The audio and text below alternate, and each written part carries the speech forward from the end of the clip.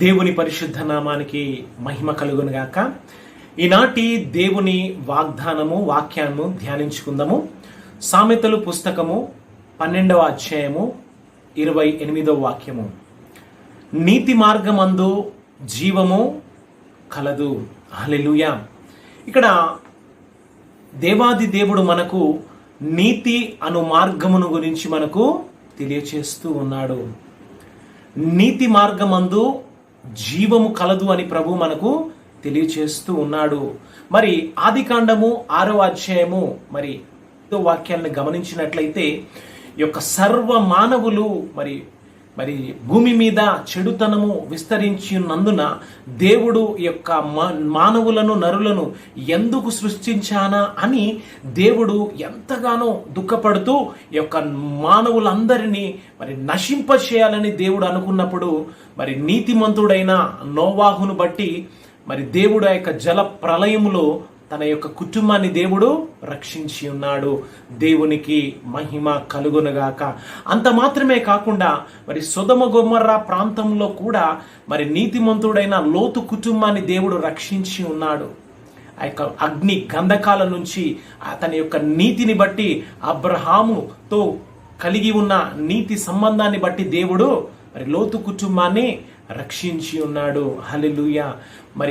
ఆదికాండము 18వ అధ్యాయం 22వ వాక్యంలో మనం గమనించినట్లయితే దేవుడు ఆయన యొక్క ఉగ్రతను మనుషుల మీద చూపించినప్పుడు నీతిమంతుడైన అబ్రహాము అడ్డుపడి అయా ఈ యొక్క స్థలములో 70 మంది నీతిమంతులుంటే వారిని కూడా పాపులతో నశింప చేస్తావా అని 70 మంది ఉన్నా 60 మంది ఉన్నా 50 మంది ఉన్నా 10 మంది ఉన్నా నీవు రక్షిస్తావా అని దేవునితో మాట్లాడుతూ దేవుని యొక్క ప్రేమను బట్టి నీతిమంతుడు ఉన్నప్పుడు దేవుడు నిన్ను నశింపచేయను అని అబ్రహాముతో వాగ్దానం చేసి ఉన్నాడు. హల్లెలూయా. మొదటి మానవుడైన ఆదాము పాపం చేసినప్పుడు కడపటి ఆదాము అయిన క్రీస్తు ప్రభువు ఆయన యొక్క ప్రాణ త్యాగమును బట్టి అనేకులను నీతిమంతులుగా ప్రభు తీర్చి ఉన్నాడు. హల్లెలూయా.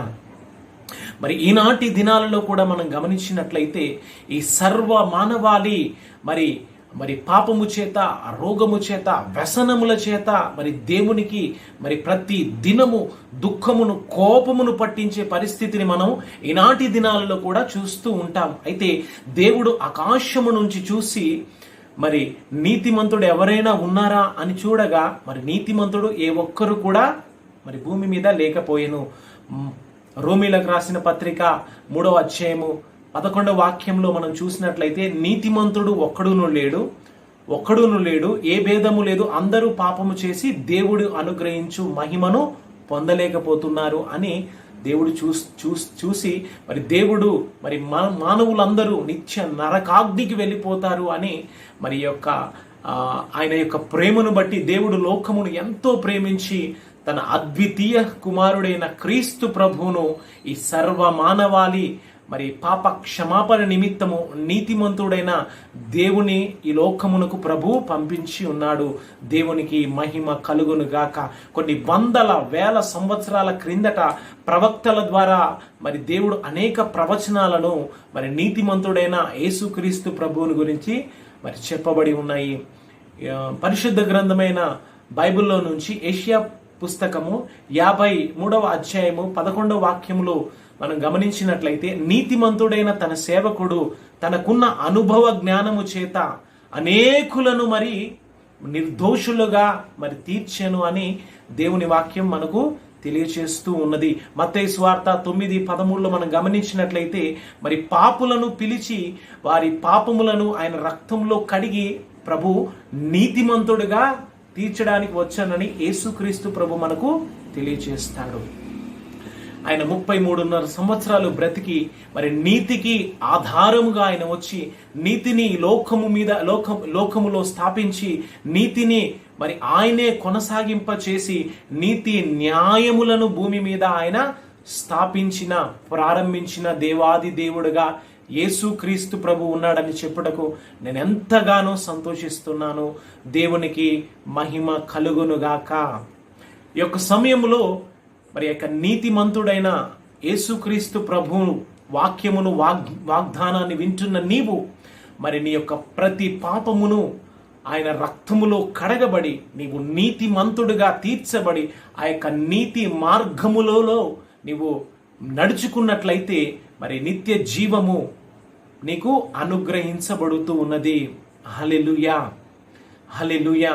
మరి మనకు ప్రకటన గ్రంథము 21 మరి 11లో గమనించినట్లయితే నీతిమంతుడిని ఇంకనూ నీతిమంతుడిగా ఉండనిమ్ము, పాపులను ఇంకనూ పాపులుగా ఉండనిమ్ము, పరిశుద్ధులను ఇంకనూ పరిశుద్ధులుగా ఉండనిమ్ము. ఇదిగో నేను త్వరగా వచ్చుచున్నాను, వాని వాని క్రియ చొప్పున నా దగ్గర దాచి ఉంచిన జీతం ఉన్నది అని యేసుక్రీస్తు ప్రభు తెలియజేస్తూ ఉన్నాడు. కనుక మరి నీతి లేనట్లయితే నీ ప్రతి పాపము ఆయన రక్తములో కడిగి నీవు నీతిమంతుడిగా తీర్చబడనట్లయితే ఇదిగో నీ కొరకు నిత్య నరకాగ్ని ఎదురు చూస్తూ ఉన్నది అన్న సంగతి నీవు జ్ఞాపకము చేసుకోవాలి.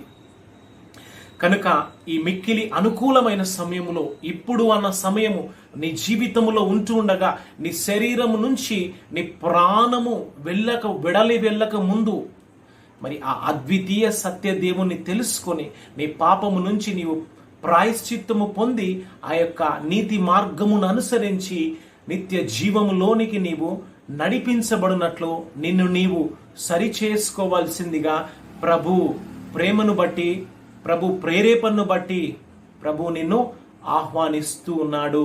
దేవునికి మహిమ కలుగునుగాక. ఒకవేళ నీవు మరి ఆ యొక్క దేవుని యొక్క వాక్యమును వాగ్దానాన్ని విని నిర్లక్ష్యపరిచినట్లయితే, ఒకవేళ నీవు మరణించినప్పుడు మరి నీ యొక్క ఆత్మ నిత్య నరకాగ్నిలోనికి వెళ్ళినప్పుడు మరి ప్రభువా అని నీవు ఎంత కేకలు వేసినా, ఎంత మరి వేదన పడ్డ నరకము నుంచి రక్షించబడుట అసాధ్యము అనే విషయాన్ని నీకు ప్రభు స్పష్టంగా తెలియజేస్తున్నాడు. కనుక నీతి అయిన దేవుణ్ణి నీవు అనుసరించినప్పుడు, నీతి మార్గములో నీవు ప్రవేశించినప్పుడు ఆ యొక్క నీతి నీ జీవితంలో నిత్యత్వమును, నిమ్మలత్వమును, నిత్య జీవమును అనుగ్రహించును. కనుక ఈ యొక్క మాటలు నీ హృదయములో మరి నీవు చేర్చుకొని ఆ యొక్క అద్వితీయ సత్యదేవుని నిత్య రాజ్యములోనికి నీవు నడిపించబడుదువుగాక. హల్లెలూయా, హల్లెలూయా, ఆమెన్.